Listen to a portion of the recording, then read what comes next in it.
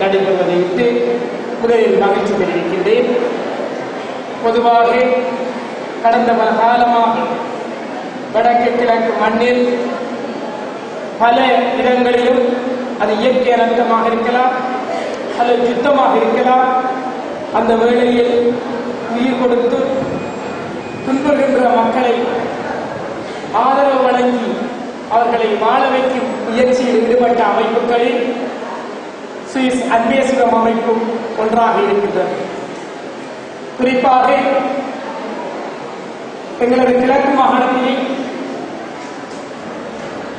பல சேவைகள் இந்த அன்பேசிவம் அமைப்பு ஆற்றி இருக்கின்றது. அதற்காக நான் அவர்களுக்கு விசேடமாக நான் இந்த கடமைப்பட்டிருக்கிறேன்.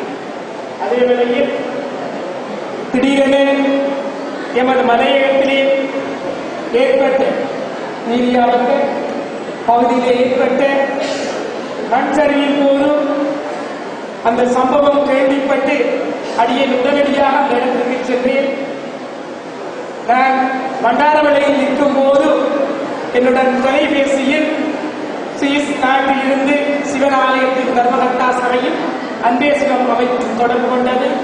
அந்த பாதிக்கப்பட்ட மக்களுக்கு என்ன உதவி வேண்டும் என்று கேட்டார்கள். அதை நாங்கள் எடுத்துக் கூறினோம். ஆனால் உடனடியாக அந்த மக்களுக்கு அந்த உதவியை பெற்றுக் கொடுப்பதற்கு அந்த அமைப்பு பாரிய உதவியை செய்தது.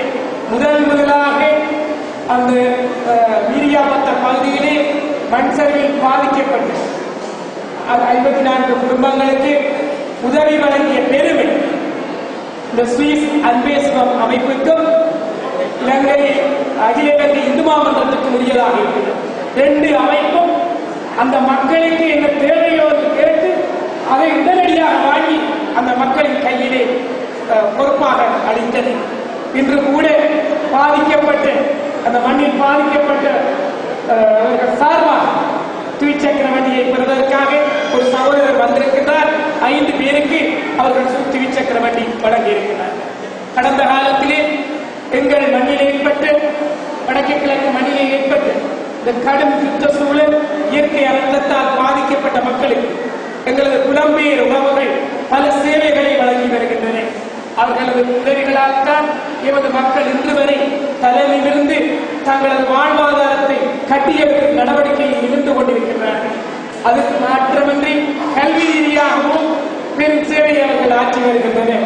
எங்களது சுவிஸ் அன்பேசிவம் அமைப்பு சிவன் ஆலயத்தோடு சேர்ந்து அவர்களோடு இணைந்த ஏனைய அமைப்புகளை இணைத்து கல்வி ரீதியாக பல்கலைக்கழக மாணவர்கள் உதவி உட்பட பல உதவிகளை அவர்கள் ஆற்றி வருகின்றனர். நான் விசேஷமாக வடமாகாணத்தைச் சேர்ந்த மக்களை நான் பாராட்ட கடமைப்பட்டிருக்கிறேன்.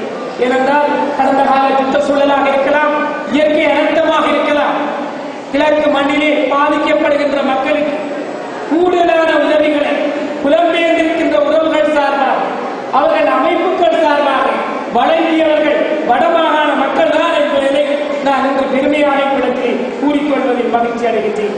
கிழக்கு மாகாணத்தில் இருந்து கூட பலர் வெளிநாடுகளில் இருந்த போதும் சிலர் தான் அவ்வாறு சிந்திக்கிறார்கள். ஆனால் வடமாகாணத்தைச் சேர்ந்த உறவுகள் அந்த மண்ணில் துன்பியலை துடைக்க வேண்டும் என்ற வகையில் பல உதவிகளை செய்கின்றார்கள். ஆகவே இந்த நல்ல சேவையை வழங்குகின்ற இவ் அமைப்பின் இதனை பாராட்டுவதோடு இந்த உதவியை பெறுபவர்கள் நீங்கள் இதை சரியான முறையில் பயன்படுத்திக் கொள்ள வேண்டும் என்று இவ்விடத்திலே கேட்டு ஏனையவர்களும் பேச இடமளித்து விடைபெறுகின்றேன்.